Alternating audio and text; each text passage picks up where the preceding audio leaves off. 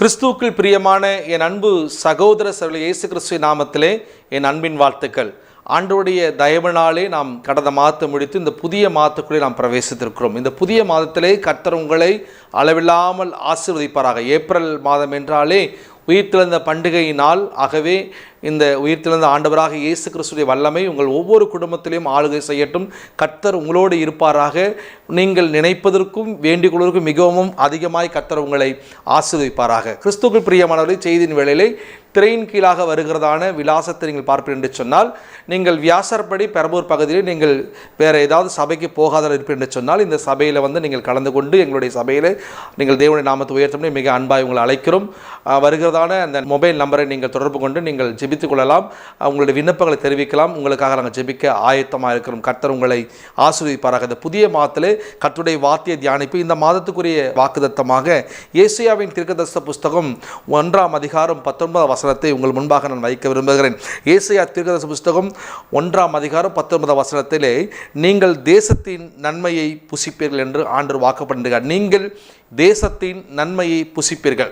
நீங்கள் தேசத்திலே இருக்கிற நாட்களிலே, நீங்கள் இந்த பூமியில் இருக்கிற நாட்களிலே உங்களுடைய நன்மையை நீங்கள் புசித்து நீங்கள் சந்தோஷமாக இருப்பீர்கள். உங்கள் நன்மையை சத்துருக்கள் ஒரு நாளும் அதை எடுத்துக்கொள்ளாதபடி கர்த்தர் உங்களுக்கு திருப்தியாய் கொடுத்து உங்களை போஷித்து உங்களை புசித்து நீங்கள் திருப்தியாக இருக்கும்படி தேவன் உங்களை ஆசீர்வதிக்கப்படுவார். ஆகவே நீங்கள் தேசத்தின் நன்மையை புசிப்பீர்கள் என்று கர்த்தர் வாக்கு கொடுக்கிறார்.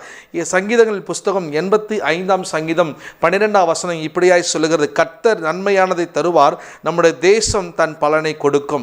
கர்த்தர் நன்மையானதை தருவார், நம்முடைய தேசம் தன் பலனை கொடுக்கும். நாம் இருக்கிற இந்த பட்டணத்துக்குள்ளே, இந்த தேசத்துக்குள்ளே, நீங்கள் இருக்கிற இடங்களிலே ஒருவேளை நீங்கள் வெளி ஊரிலிருந்து பார்த்து கொண்டிருக்கலாம், நீங்கள் வெளி மாவட்டங்களிலிருந்து பார்த்து கொண்டிருக்கலாம். இந்த வார்த்தை கேட்கும் பொழுது கர்த்தர் உங்கள் சொல்லுகிறார், நீங்கள் இருக்கிற பட்டணத்துக்குள்ளே, இருக்கிற அந்த மாவட்டத்துக்குள்ளே தேவனாகிய கர்த்தருடைய நாமத்தினாலே நீங்கள் உங்கள் நன்மையை புசிக்கும்படி, நீங்கள் இருக்கிற அந்த தேசத்தினுடைய நன்மைகளை நீங்கள் சுதந்திரித்துக் கொள்ளும்படி கர்த்தர் கிருபை செய்ய போகிறார். ஆகவே நீங்கள் எந்தெந்த காரியத்தை குறித்து ஆண்டவர் எங்களுக்கு நன்மை கொடுக்க வேண்டும், நன்மை செய்ய வேண்டும், எங்கள் பட்டணத்தில் நன்மை வர வேண்டும், எங்கள் வீட்டுக்குள்ளே நன்மை வர வேண்டும், எங்கள் குடும்பத்தில் நன்மை வர வேண்டும் என்று சொல்லி நீங்கள் எந்த நன்மைக்காக நீங்கள் காத்து கொண்டிருக்கிறீர்களோ அந்த நன்மையை ஆண்டவர் உங்களுக்கு பரிபூர்ணமாய் கொடுத்து இந்த மாதம் முழுவதும் உங்களை திருப்தியாய் நடத்தும்படி, நீங்கள் புசித்து சந்தோஷமாக இருக்கும்படி கர்த்தர் உங்களுக்கு அளவில்லாத ஆசீர்வாதத்தை கொடுப்பாராக. எரேமியாவின் தீர்க்கதரிசன புஸ்தகம் 2 அதிகாரம் 7 வசனம் இப்படியாய் சொல்லுகிறது, செழிப்பான தேசத்தின் கனியும் நன்மையும் சாப்பிடும்படிக்கு நான் உங்களை அவ்விடத்திற்கு அழைத்து கொண்டு வந்தேன். ஆனாலும் நீங்கள் அதற்குள் பிரவேசித்த பொழுது என் தேசத்தை தீட்டுப்படுத்தி என் சுதந்திரத்தை அருவருப்பாக்கினீர்கள். ஆண்டவர் உங்களை இருக்கிற தேசத்திலே ஆசீர்வதிப்பாராக.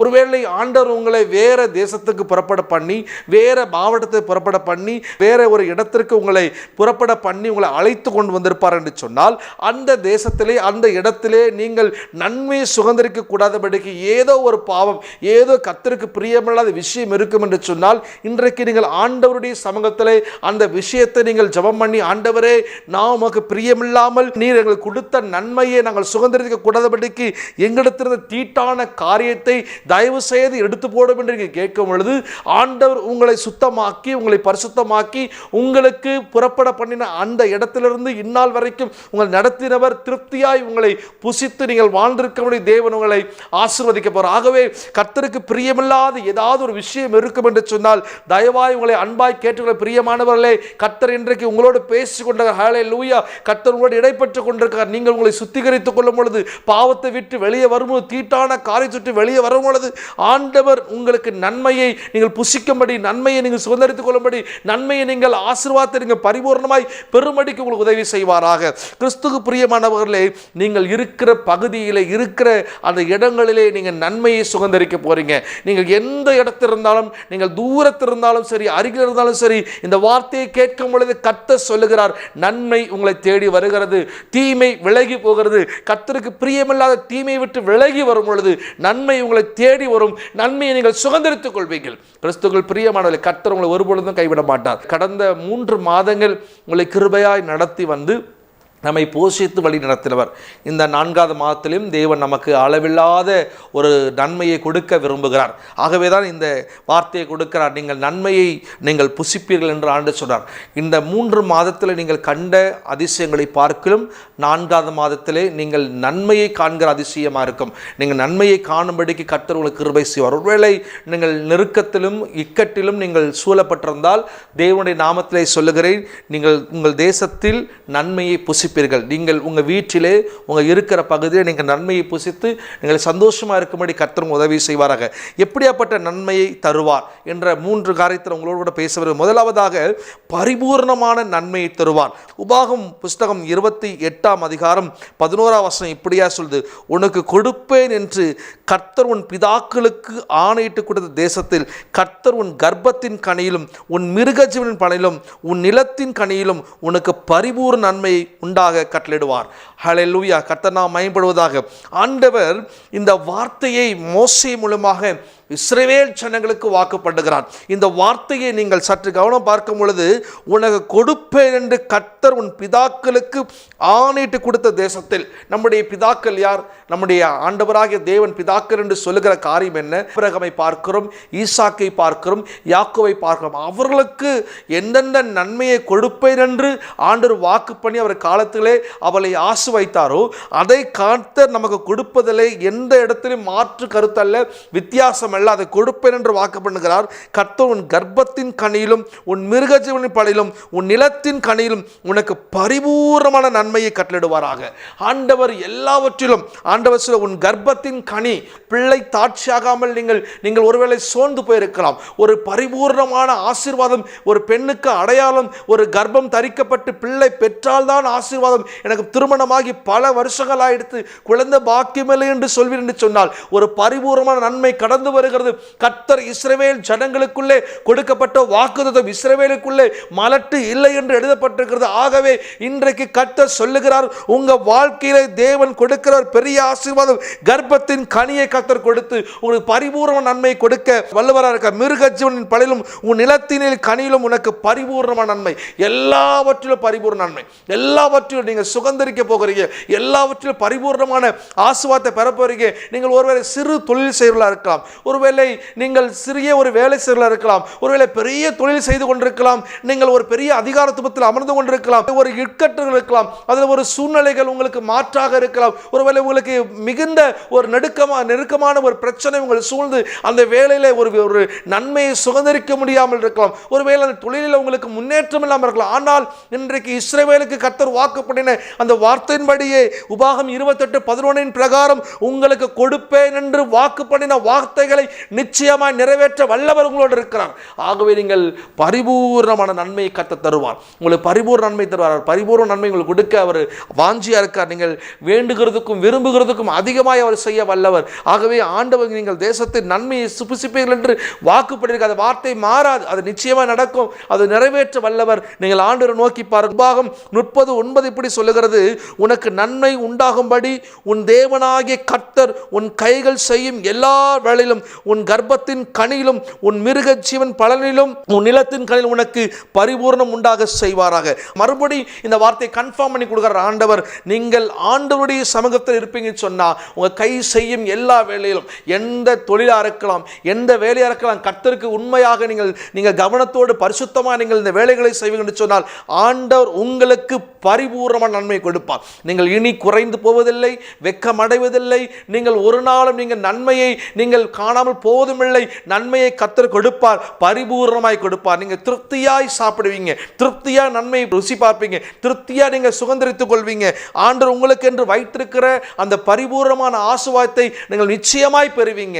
இந்த 4வது மாதத்திலே கர்த்தர் உங்களுக்கு வாக்கு பண்ணுகிறார். நீங்கள் தேசத்தின் நன்மையை புசிப்பீர்கள். நீங்கள் இருக்கிற இடங்களிலே, இருக்கிற வேலையிலே, தொழிலிலே நீங்கள் ஒருவேளை அசட்டையாக நீங்கள் ஜாக்கிரதை இல்லாமல் இருப்பீங்கன்னு சொன்னால் தயவு செய்து கிறிஸ்துவுக்கு பிரியமான ஊழியத்திலே நீங்கள் ஜாக்கிரதை இல்லாமல் இருப்பேன்னு சொல்ல, ஜாக்கிரதையா இருங்க, ஜாக்கிரதையா உங்க காரியத்தை செய்யுங்க, ஜாக்கிரதையா நீங்கள் ஆண்டவரை நோக்கி பாருங்க. ஆண்டவர் உங்களுக்கு கொடுப்பேன் என்று சொன்ன அந்த பரிபூர்ணமான ஆசீர்வாதத்தை இந்த நாளிலிருந்து, இந்த மாதத்திலிருந்து கர்த்தர் கொடுப்பார். நீங்கள் எல்லாவற்றையும் சுதந்தரித்து பரிபூர்ணமாய் தேவனை துதிக்கும்படியாய் உங்களுக்கு கர்த்தர் கிருபை செய்ய போகிறார். ஹல்லேலூயா. சங்கீதம் 103 சங்கீதம் 5 இப்படியே சொல்லுகிறது, நன்மையினால் உன் வாயை திருப்தியாக்குகிறார். ஆண்டவர் நன்மையினால் உன் வாயை திருப்தியாக்குவார். ஆண்டவரை துதிக்கிற வாய்கள், அவர் எப்பொழுது புகழ்கிற வாய்கள், அவரை ஸ்தோத்திரம் பண்ணுகிற வாய், அவரை குறித்து பேசுகிற வாய், அவரை உயர்த்துகிற வாய், ஒரு நன்மையும் குறைபடாத ஆண்டவர் உங்கள் வாயை நன்மையால் திருப்தி. அப்படின்னா நன்மை அந்த வாயில எல்லா சூழ்நிலையிலும் எல்லா காலத்திலும் உங்கள் நன்மை உண்டாகும்படி, உங்கள் நன்மை பெருகும்படி கர்த்தர் உதவி செய்ய போகிறார். உங்க நன்மையை நீங்கள் சுதந்திரித்துக் கொள்ள போகிறீங்க. ஆண்டவர் உங்களை கைவிடவே மாட்டார், திருப்தியாக்குகிறார். நன்மையினால் உங்க வீட்டிலே ஆசீர்வாதங்கள் திருப்தியா இறங்கி வரப்போகிறது. உங்க குடும்பத்திலே சமாதானங்கள் திருப்தியா இறங்கி வரப்போகிறது. ஆண்டவர் இன்றைக்கு உங்களுக்கு ஒரு விடுதலை கொடுக்கிறார். இந்த செய்தியை கேட்டுக் கொண்டிருக்கிற என் அன்பு குடும்பமே, என் அன்பு சகோதரனே, உனக்கு நன்மை இல்லை என்று நீ புலம்பிக் கொண்டிருக்கிறார். நான் என்ன பாவம் செய்தேன், எனக்கு நன்மை வரவில்லையே, ஏன் இந்த நன்மை எனக்கு கிடைக்கவில்லை என்று நீ புலம்பிக் கொண்டிருக்கிறார். கர்த்தரை துதி மகனே, கர்த்தரை உயர்த்து. கர்த்தர் உன் வாயை நன்மையினால் திருப்தியாக்க போகிறார். சங்கீதம் 65 சங்கீதம் 11 இப்படியாய் சொல்லுகிறது, வருஷத்தை உம்முடைய நன்மையினால் முடிசூட்டுகிறேன். ஆண்டவர் இந்த வருஷம் தொடங்கிலிருந்து உங்களை வாக்கு பண்ணி கொண்டிருக்கிறார். வருஷத்தை உம்முடைய நன்மையினால் முடிசூட்டுகிறார். ஆண்டவர் இந்த வருஷம் முழுவதுமாக நன்மையினாலே உன் தலையிலே ஆசீர்வாதத்தை வைப்பார். நன்மை உன்னை சூழ்ந்து கொள்ளும், நன்மை உன்னை நெருக்கி உன்னை ஆசீர்வதிக்கும், நன்மை உன்னை பழுக செய்யும், நன்மை உன்னை உயர்ந்த இடத்துல கொண்டு போகும். ஆண்டவருக்கு பிரியமாய் இருக்கும் பொழுது ஆண்டவர் சொல்ல, நீங்கள் தேசத்தின் நன்மையை புசிப்பீர்கள். ஆண்டவர் முதலாவதாக பரிபூர்ணமான நன்மையை தருவார். நீங்கள் பயப்படாதீங்க, சோர்ந்து போகாதீங்க. ஒரு பரிபூர்ண நன்மையை கர்த்தர் கொடுக்க வல்லவராக இருக்கார். அந்த பரிபூர்ண நன்மையை நீங்கள் சுதந்திரிக்க போறீங்க. இன்றைக்கிலிருந்து ஆண்டவர் பரிபூர்ணமான ஆசீர்வாதத்தை கொடுப்பார். இரண்டாவது ஒரு காரியத்தை பார்க்கும் பொழுது, இரட்டிப்பான நன்மையை கர்த்தர் தருகிறேன் என்று வாக்குப்பட்டார். முதலாவதாக பரிபூர்ணமான நன்மையை தருவேன், இரண்டாவது இரட்டிப்பான நன்மையை தருவேன் என்று வாக்குப்பட்டார். இந்த செய்தியை கேட்டுக்கொண்டிருக்கிற அன்பு பிள்ளைகளே, இந்த நாளில் உங்கள் மறுபடியும் சொல்கிறார், இரட்டிப்பான நன்மை தருவார். சகரியாவின் தீர்க்கதரிசன புஸ்தகம் 9 12 இப்படியாய் சொல்லுகிறது, நம்பிக்கையுடைய சிறைகளே அரணுக்கு திரும்புங்கள், இரட்டிப்பான நன்மையை தருவேன், இன்றைக்கே தருவேன். ஆண்டவர் சொல்லுகிறார், இரட்டிப்பான நன்மையை தருவேன், அது இன்றைக்கே தருவேன். நம்பிக்கையுடன் சிறைகளே, ஆண்டவருடைய சமூகத்தில் நம்பிக்கையோடு நீங்க காத்திருக்கீங்களா? உங்க நம்பிக்கை ஒரு நாளும் வீண் போகாது. ஆண்டவரை நம்பி இருக்கிறவங்க வெக்கப்பட்டும் போவதில்லை. அவர்கள் அவர் முகத்தை நோக்கி பார்த்தார்கள், முகம் பிரகாசம் அடைந்தது, அவர்கள் முகங்கள் வெக்கப்படவில்லை. ஆண்டவர் இன்னைக்கு சொல்றாரு, நீங்க இரட்டிப்பான நன்மை. ஒருவேளை உங்க வீட்டில் ஒரு பொருள் இல்லை, ஒரு காரியம் இல்லை, இந்த விஷயம் எனக்கு நடக்கல, எனக்கு ஆண்டவர் ஏன் எனக்கு இப்படி பண்ணிட்டா நினைக்கலாம். ஆனால் ஆண்டவர் இனி அதை கொடுக்கும் பொழுது இரட்டிப்பாய் கொடுப்பார். எனக்கு தெரிந்த அநேகரை நான் பார்த்தது உண்டு, பல வருஷம் பிள்ளை பாக்கியம் இல்லாமல் இருப்பாங்க. அவர்கள் ஒரு குழந்தை கிடைத்தால் போதும் என்று அவர்கள் ஜெபித்தது உண்டு. ஆனால் ஆண்டவர் அவர்களுக்கு பல வருஷம் கிடைத்து கொடுக்கும் பொழுது இரட்டை பிள்ளையாக கொடுப்பார். அதற்கு பிறகும் பிள்ளைகள் பிறக்கும், அதற்கு பிறகும் பிள்ளைகள் பிறகு நான் அதை பார்த்திருக்கிறேன். ஏனென்றால் நம்முடைய தேவனை நம்பிக்கையோடு கூட அவரை சேவித்து இத்தனை வருஷம் ஜபமெல்லாம் கேட்கப்பட்டு ஒரு நேரம் வரும் பொழுது, ஒரு சூழ்நிலை வரும் பொழுது ஆண்டவர் அந்த ஆசீர்வாதத்தை திறக்கும் பொழுது அவர் ஒன்றோடு விடுவதில்லை, அதை இரட்டிப்பாய் கொடுத்து அவர்களை இன்னும் மகிழ்ச்சியாக்கி, அவர்கள் இத்தனை வருஷம் ஜெபித்த ஜபங்களுக்கெல்லாம் பதில் கொடுத்து அவர்களை மிகுந்த சந்தோஷப்படுத்துகிற தேவனாக இருக்கிறார். ஆகவே இன்றைக்கு நீங்கள் ஆண்டவரை கேட்டுக்கொண்ட காரியங்களிலே அவர் இரட்டிப்பாய் கொடுக்க போகிறார். உங்களுக்கு இரட்டிப்பான நன்மை உங்களை தேடி வருகிறது. அது இன்றைக்கு இந்த செய்தி கேட்கும் வேளையிலே கர்த்தர் கொடுக்கிறார். உங்களுடைய வாழ்க்கையிலே நீங்கள் இழந்த சகல சம்பத்துகளையும் ஆண்டவர் இரட்டிப்பாய் கொடுப்பார். ஹல்லேலூயா. தேவன் நாம் மகிமைப்படுவதாக. கிறிஸ்துவுக்குள் பிரியமானவர்களே, ஆண்டவர் நாம் மகிமைப்படுவதாக. நீங்கள் இழந்த சம்பத்துகளை ஆண்டவர் உங்களுக்கு இரட்டிப்பாய் கொடுக்க வல்லவர். அவர் எல்லாவற்றையும் கொடுக்க முடியும். ஒருவேளை நீங்கள் ஏமாற்றப்பட்டிருக்கலாம், ஒருவேளை நீங்கள் ஏமாற்றப்பட்டது 1,00,000 இருக்கலாம். ஆனால் ஆண்டவர் உங்களுக்கு உண்மையை பார்த்து உங்களுக்கு கொடுக்கும் பொழுது அது பல மடங்கு திருப்பி கொடுக்க வல்லவர். அவரை நோக்கி பார்க்கும் பொழுது அவர் நிச்சயமாய் கொடுப்பார். அது மாத்திரமல்ல, ஏசாயாவின் தீர்க்கதரிசன புஸ்தகம் 61 7 இப்படி சொல்லுகிறது, உங்கள் வெட்கத்துக்கு பதிலாக இரட்டதனையாய் பலன் வரும். உங்கள் வெட்கத்திற்கு பலனாக இரட்டதனையாய் நீங்கள் எங்கெல்லாம் வெட்கப்பட்டீங்களோ, எங்கெல்லாம் தலை குனிந்தீர்களோ, எங்கெல்லாம் வேதனைப்பட்டு ஐயோ என்னை இவ்வளோ கண்ணீருக்குள்ளே நான் கொண்டு வந்துவிட்டேன் என்று சொல்லி நினைத்து நீங்கள் தலை குனிந்த அந்த இடத்துலெல்லாம் ஆண்டவர் உங்களுக்கு கொடுக்க போகிற ஆசீர்வாதங்கள் இரட்டிப்பான ஆசீர்வாதம் கொடுப்பார். நீங்கள் பயப்படாதீங்க, கலங்காதீங்க. நீங்கள் எந்த இடத்துல நொறுக்கப்பட்டிருக்கீங்களோ அங்கே எல்லாம் ரெட்டிப்பாய் ரெட்டிப்பாய் ரெட்டிப்பாய் ரெட்டிப்பாய் கொடுத்து உங்கள் தலையை உயர்த்த போகிறார். உங்கள் வாழ்க்கையில் சூழ்நிலைகள் மாறப்போகிறது. கிறிஸ்துவ யோபினுடைய ஆசீர்வாதத்தை பார்க்கும் பொழுது யோபினுடைய ஆசீர்வாதங்கள் ஆண்டவர் அவனை முன்னிலை பார்க்கும் பின்னிலைமையை பயங்கரமாய் ஆசீர்வாதித்தார் என்று வேதம் சொல்லுகிறது. அவன் எல்லாவற்றையும் அவனை பெற்றுக்கொண்டவனாக இருந்தான். எல்லாவற்றையும் இழந்து விடுகிறான். எல்லாம் இழந்த பிறகு அவன் ஆண்டவரை விடாமல் பற்றி கொண்டிருந்தான். ஆனால் ஆண்டவர் அவனுடைய வாழ்க்கையில தொடக்கத்திலிருந்த ஆசீர்வாதத்தை பார்க்கலும் அவனுடைய முடிவின் நாட்களிலே கொடுக்கப்படுகிற ஆசீர்வாதங்களாம் இரட்டதனையாய் கொடுத்து அவனை கனப்படுத்தி உயர்த்தி ஆசீர்வதித்து அவனை அலங்கரித்து பார்த்தவர். நம்முடைய தேவனுடைய கிருபை அவ்வளவு பெரியது. யோபு ஒரு நாளும் அந்த இழப்பின் மத்தியில் தேவனை அவன் ஒரு நாளும் துக்கப்படுத்தவில்லை. ஆண்டவரை மிகவும் அதிகமாய் தேட ஆரம்பித்தான்.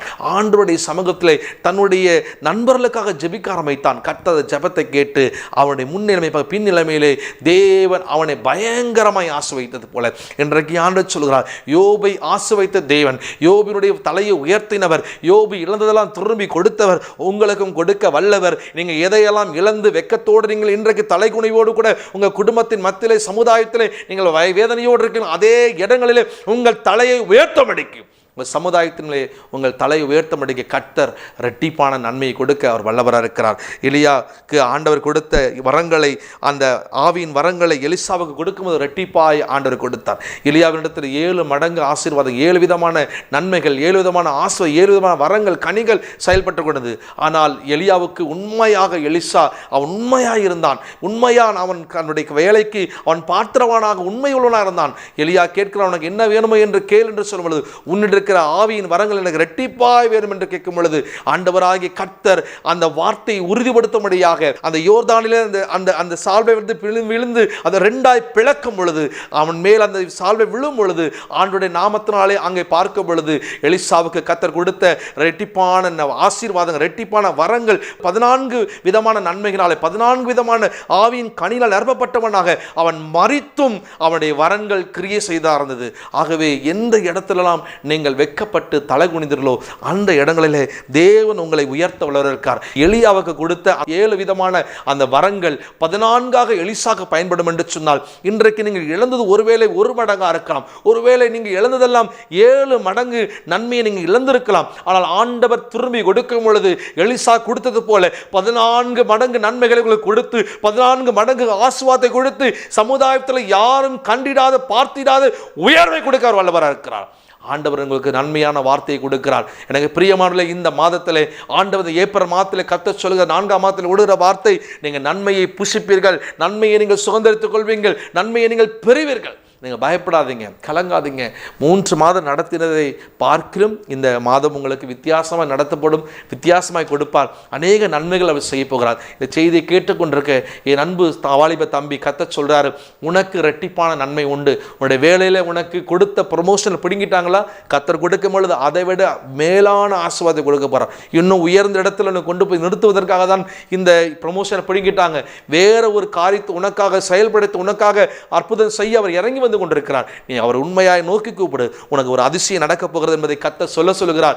கிறிஸ்துவுக்குள் பிரியமானவர்களே, கர்த்தர் தாமே உங்களுடைய யாவரையும் நன்மையால் நிரப்ப போகிறார். முதலாவது நான் சொன்ன பரிபூர்ண நன்மையை தருவார். 2வது இரட்டிப்பான நன்மை தருவார். 3ஆவதாக ஆண்டவருடைய வார்த்தை கேட்கும் பொழுது நன்மையும் கிருபையும் உங்களை தொடர செய்வார். நன்மையும் கிருபையும் உங்களை தொடரும் என்று ஆண்டவர் வாக்குப்பட்டார். 3ஆவதாக சங்கீதங்கள் புஸ்தகம் 23ஆம் சங்கீதம் 6ஆம் வசனம் இப்படியே சொல்கிறது, என் ஜீவனுள்ள நாளெல்லாம் நன்மையும் கிருபையும் என்னை தொடரும், நான் கர்த்தருடைய வீட்டில் நீடித்த நாட்களாக நிலைத்திருப்பேன். ஜீவனுள்ள நாட்களாம், இந்த பூமியில் வாழ்கிற நாட்கள் எல்லாம் நீங்கள் எந்த வயதுடையவர்களாக இருந்தாலும் சரி, இனி எவ்வளோ வயதுடையவர்களாக இருக்க போகிறீங்கனாலும் சரி, நீங்கள் இந்த பூமியில் இருக்கிற நாளெல்லாம் உங்கள் வாழ்க்கையில், உங்கள் குடும்பத்தில், உங்கள் சமுதாயத்தில், உங்கள் வீட்டில், உங்கள் சபையில், நீங்கள் இருக்கிற இடத்துல, நீங்கள் வேலையில், தொழிலில், எந்த காரியத்தில் இருந்தாலும் சரி, உங்கள் நாட்கள் ஜீவனுள்ள நாட்களாம் நன்மையும் கிருபையும் உங்களை தொடரப் போகிறது.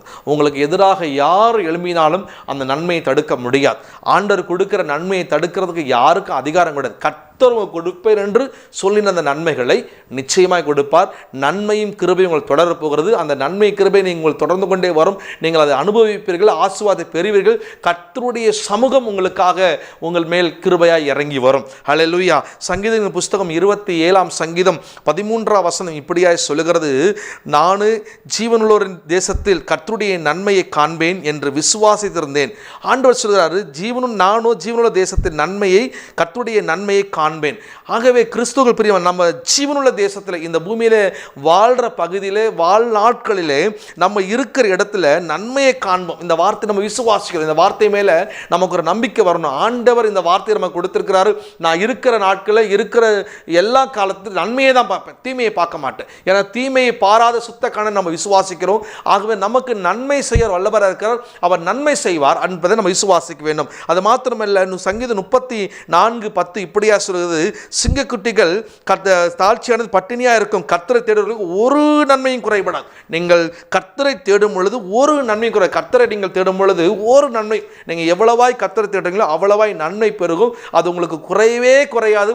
ஆண்டவர் உங்களை மிக அதிகமாக ஆசீர்வதிப்பார். சங்கீதத்தின் புஸ்தகம் 84ஆம் சங்கீதம் 11ஆம் வசனம், உத்தமமாய் நடக்கிறவர்களுக்கு நன்மை வழங்காதிரார். ஆண்டவர் உத்தமமாய் நடக்கிறவர்களுக்கு நன்மையை கொடுக்க மாட்டேன்னு சொல்லவே இல்லை. அவர் நன்மை எப்படி கூடாமல் இருப்பார், அவர் நன்மையை கொடுப்பார். உத்தமமாய் நடக்கணும். எல்லாத்திலும் செயலில், பேச்சில், நம்ம பார்வையில், நம்முடைய நடத்தையில், நம்முடைய சிந்தையில், நம்முடைய இருதயத்தில், நம்முடைய சரீர பிரகாரமான காரியத்தில் கர்த்தருக்கு உத்தமமாய் நடக்கும் பொழுது, கர்த்தருக்கு உண்மையாக இருக்கும் பொழுது அவர் நன்மை கொடுக்கிறவராக இருக்கிறார் என்று வேதம் சொல்கிறது.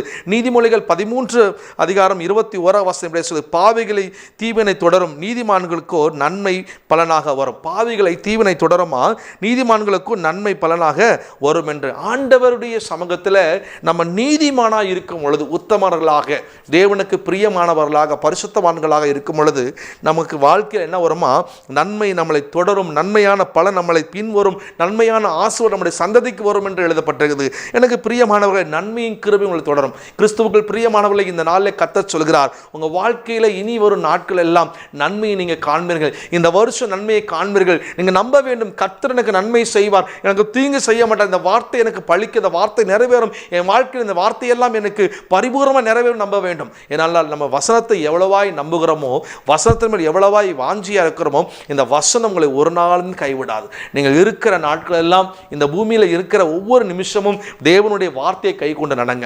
தேவனுடைய சமூகத்தில் நீங்கள் காத்திருங்க. அவருக்கு முன்பாக நீங்கள் எப்பொழுதும் மனத்தாழ்மையை ஜெபம் பண்ணுங்க.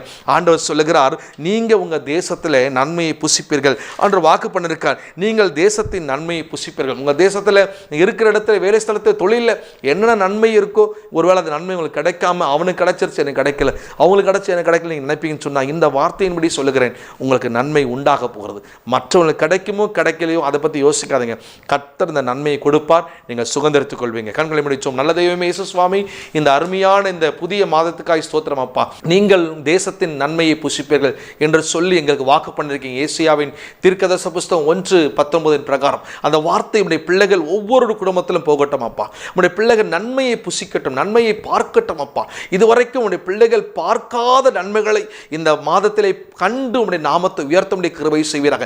இந்த வார்த்தையை கேட்கும் பொழுது ஒவ்வொரு வீட்டில் நன்மை பிரவேசிக்கட்டும், தீமைகள் விலகி போகட்டும். அந்த உயிர்த்தெழுந்த வல்லமை இறங்கும்படி நாங்கள் செபிக்கிறோம் அப்பா. ஆண்டவரே, கட்டுகள் அவிழ்க்கப்படட்டும் சுவாமி. சத்துருடைய போராட்டங்கள் விலகி போகட்டும் அப்பா. ஐயோ, எனக்கு நன்மையே வரமாட்டது, எதை தொட்டாலும் பிரச்சனை, எதை தொட்டாலும் எனக்கு உபத்திரம், நஷ்டம் என்று சொல்லுகிற அவிதமான பிரச்சனைகள் மாறி நன்மைகள் பிரவேசிக்கட்டும் இயேசுவின் நாமத்தில். அப்படி செய்வதற்காக நன்றி சுவாமி. இந்த மாதம் முழுவதும் பிள்ளைகள் நடத்தி ஆசீர்வதிங்க. இயேசுவின் நாமத்தை ஜெபிக்கிறோம் நல்ல பிதாவே, ஆமென். God bless you.